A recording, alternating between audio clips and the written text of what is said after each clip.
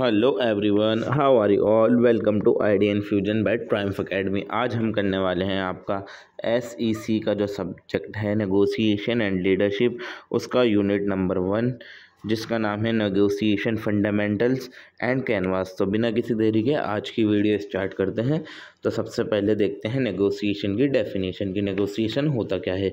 A process in which 2 or more parties with differing needs and goal discuss an issue to find mutually accept solution. यानी कि negotiation एक ऐसा process है जिसके अंदर दो या फिर दो से ज़्यादा लोग मिलकर, ठीक है, क्या करते हैं, चीज़ डिस्कस करते हैं, अपने गोल्स डिस्कस करते हैं और एंड में एक ऐसे एक्सेप्टेबल सोल्यूशन पर पहुंचते हैं जिस पर दोनों पार्टीज राज़ी होती हैं, ठीक है ना।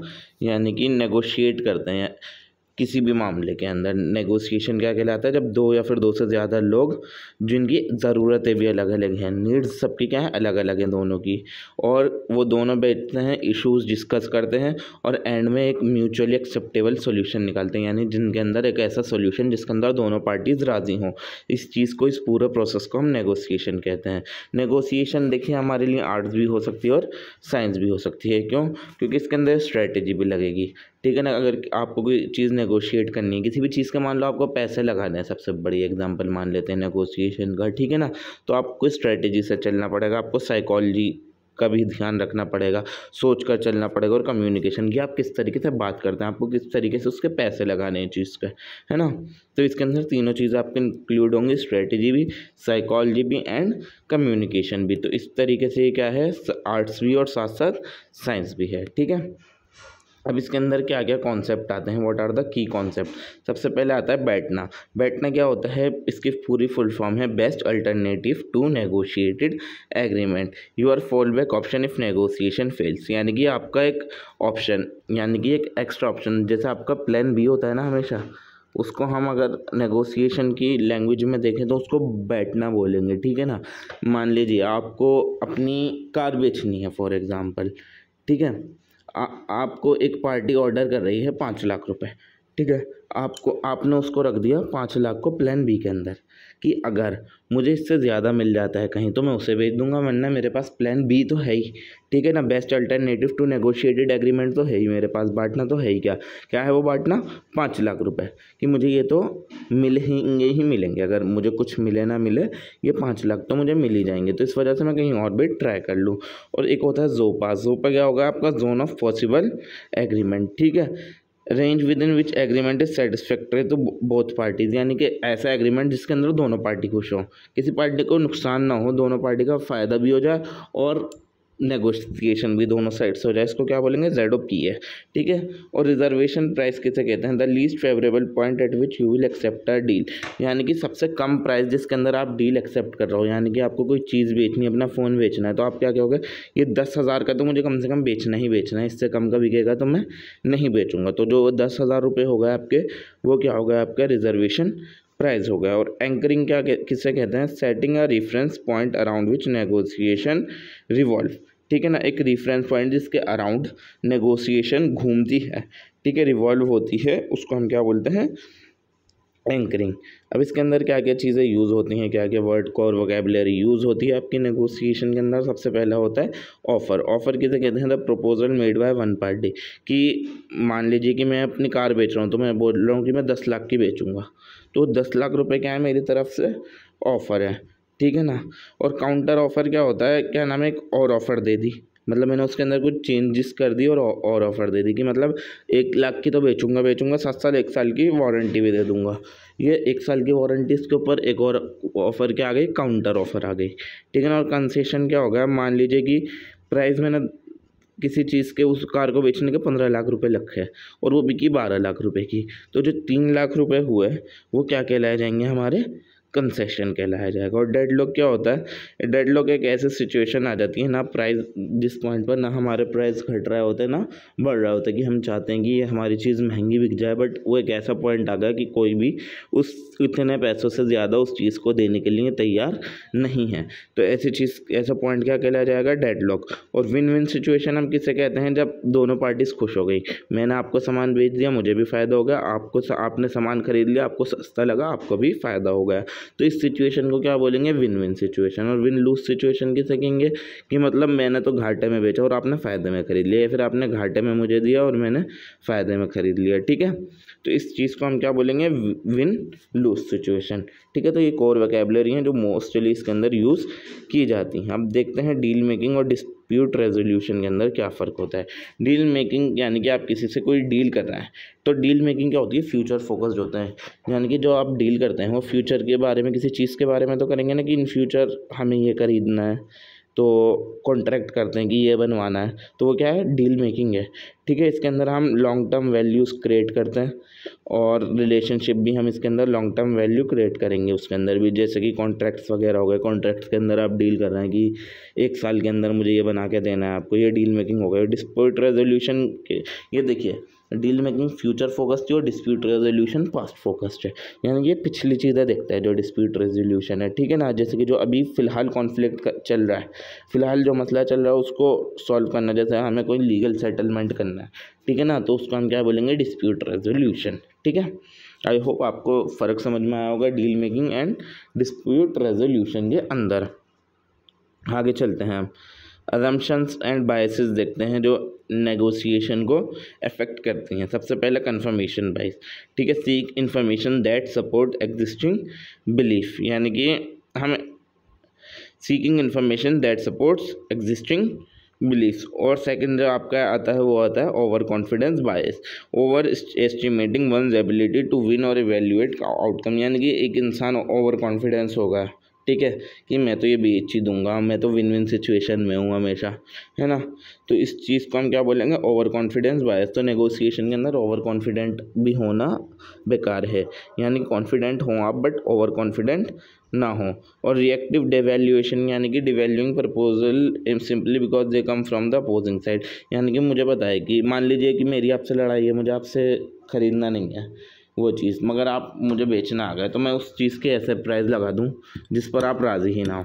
मान लो आपको 10 लाख की बेचना है और मैं कहूँगा मुझे तो 1 लाख की खरीदनी है, क्यों, क्योंकि हम दोनों के बीच में पहले से लड़ाई है, इस बेसिस पर मैंने उस चीज़ की वैल्यू डीवैल्यू कर दी, ठीक है ना। तो रिएक्टिव डिवैल्यूएशन भी इसका एक नेगेटिव पॉइंट है। और फिक्स प्राइस एज्यूम्शन का मतलब यह होता है कि यानी कि हम किसी चीज़ को एक सिंगल चीज़ मान लेते हैं कि ये बट नहीं सकती, है ना, और उस पर नेगोशिएशन पॉसिबल हो ही नहीं सकता। मान लीजिए ऑरेंज है, वो 2 लोगों को चाहिए, 2 भाई बहनों को चाहिए, ठीक है। अब वो क्या मानना है उसे, ये एक ही चीज़ है, बट उसको क्या करें, अगर हम उसको तोड़ दें, 2 पार्ट में कर दें, तो वो बढ़ जाएगा ना, और वो दोनों अपना आधा आधा ले सकते हैं। बट वो लोग इस चीज़ को इस तरीके से नहीं सोच रहे, वो क्या सोच रहे हैं, फिक्स प्राइस है, या तो किसी एक का पूरा होगा या वरना किसी का भी नहीं होगा, वो इस तरीके से इसको सोच रहे हैं। इसको क्या बोलेंगे हम, फिक्स प्राइस अजम्पशन, ठीक है। अब कोलैबोरेटिव अप्रोचेस क्या क्या होते हैं हमारे नेगोशिएशन के अंदर। सबसे पहला आता है आपका इंटीग्रेटिव बार्गेनिंग। इंटीग्रेटिव बार्गेनिंग किसे कहते हैं, फोकस्ड ऑन म्यूचुअल गेन्स, यानी दोनों तरफ का फ़ायदा हो, ये इसी पर फोकस करती है जो इंटीग्रेटिव बार्गेनिंग होती है, कि दोनों पार्टीज़ का फ़ायदा हो और दोनों पार्टीज़ के बीच में इन्फॉर्मेशन शेयर हो और प्रॉब्लम दोनों की सॉल्व हो जाए। इस टाइप की बार्गेनिंग क्या कहलाई जाती है, इंटीग्रेटिव बार्गेनिंग कहलाई जाती है। और प्रिंसिपल नेगोशिएशन क्या होती है आपकी, जो फिशर एंड यूरी ने दी थी, यानी कि पीपल्स को प्रॉब्लम से आपको अलग रखना है, प्रॉब्लम्स अपनी जगह और लोग अपनी जगह हैं, ठीक है ना। और हमें पोजीशन पे फोकस नहीं करना, इंटरेस्ट पे फोकस करना है। और एक ऐसा ऑप्शन हमें हमेशा ढूंढने का ट्राई करना है जिसके अंदर दोनों का फ़ायदा हो, जिसके अंदर हमेशा विन विन सिचुएशन हो, विन लॉस सिचुएशन ना हो। और ऑब्जेक्टिव क्राइटेरिया पर ज़्यादा इंसिस्ट करने की ज़रूरत है। ये क्या कहलाया जाता है, हमारे प्रिंसिपल्ड नेगोशिएशन, ठीक है। अब रिस्क क्या क्या होते हैं इसके अंदर, एक तो ये है कि इमोशनल डिसीजन मेकिंग। अगर इंसान इमोशनली कोई डिसीजन ले लेता है तो हो सकता है वो उस चीज़ का इम्पैक्ट उस इंसान के ऊपर नेगेटिव हो। और डैमेज रिलेशनशिप, यानी किसी इंसान से मैंने विन लॉस कर दिया कि मेरा तो फ़ायदा हो गया, उसका नुकसान हो गया, तो इससे क्या होगा, हम दोनों के बीच के अंदर रिलेशनशिप ख़राब हो गई। और पुअर प्रिपरेशन, यानी बिना तैयारी के मैंने नेगोशिएशन कर दी और चीज़ें उस टाइम पर ख़राब हो गई, तो ये सब तो है रिस्क। और फ़ायदा क्या क्या है, स्ट्रॉन्ग रिलेशनशिप। मान लीजिए अगर दोनों तरफ विन विन सिचुएशन हो गई, तो क्या होगा, दोनों पार्टीज़ को फ़ायदा होगा और दोनों के बीच की रिलेशनशिप्स मजबूत होंगी। और लॉन्ग टर्म वैल्यू क्रिएशन, जब दोनों की रिलेशनशिप अच्छी हो जाएगी तो लॉन्ग टर्म के लिए वो लोग क्या करेंगे, वैल्यू क्रिएट कर देंगे, लॉन्ग टर्म में अपने बिजनेस के अंदर साथ रहेंगे और उस चीज़ को इसी तरीके से प्रोडक्टिवली वर्क करेंगे। इन्हेंस रेपुटेशन एंड क्रेडिबिलिटी, और जब चीज़ फ़ायदा होगा, नेगोशिएशन ढंग से हो गई तो हमारी रेपुटेशन भी बढ़ेगी और हमारी क्रेडिबिलिटी भी इंक्रीज होगी। तो ये थी opportunities and the risk.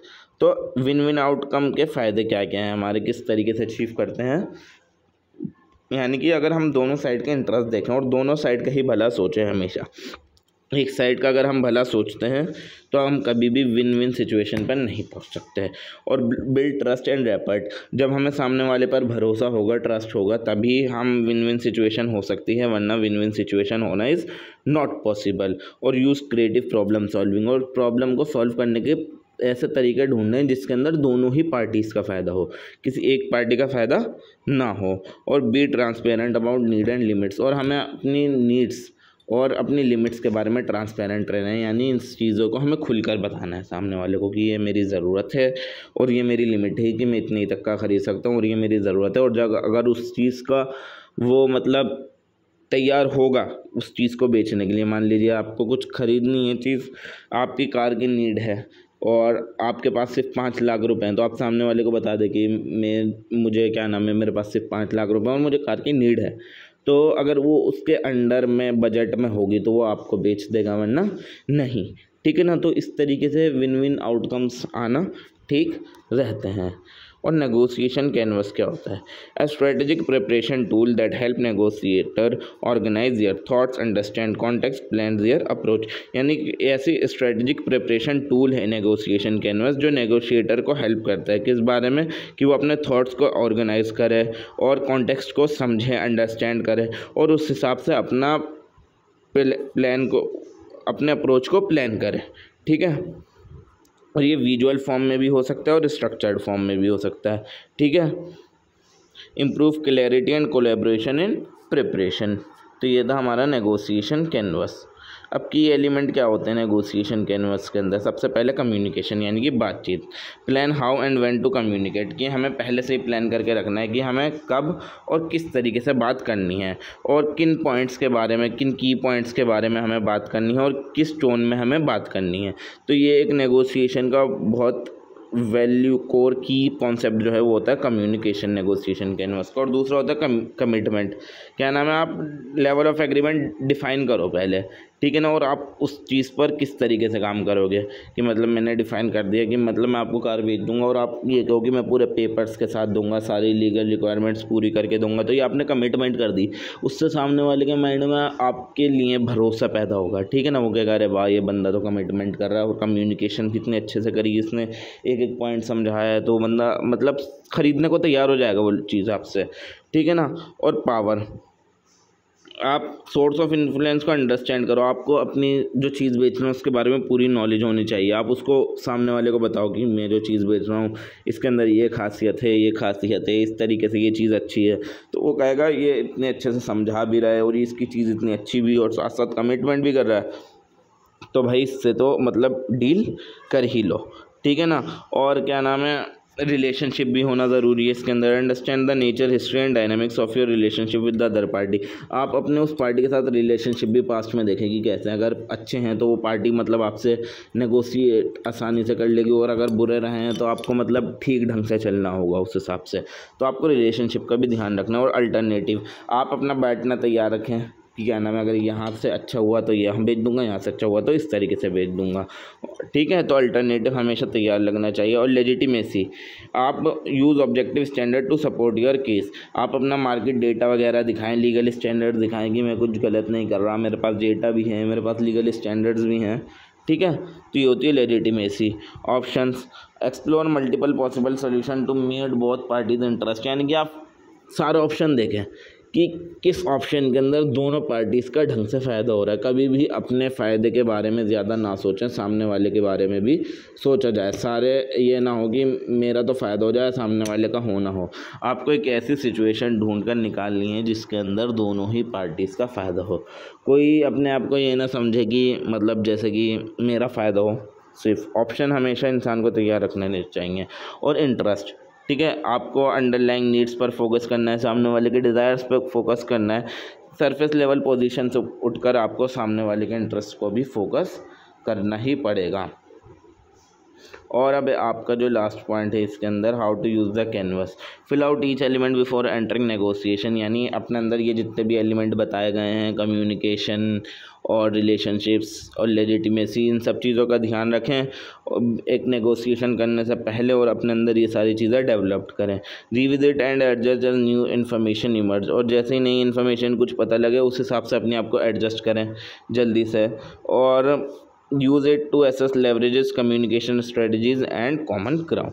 I hope आपको ये वीडियो पसंद आई होगी। वीडियो पसंद आई हो तो वीडियो को लाइक करें, चैनल को सब्सक्राइब करें। मैं मिलता हूँ आपसे अगले वीडियो के अंदर। Thank you so much for watching my video and please share it with your friends and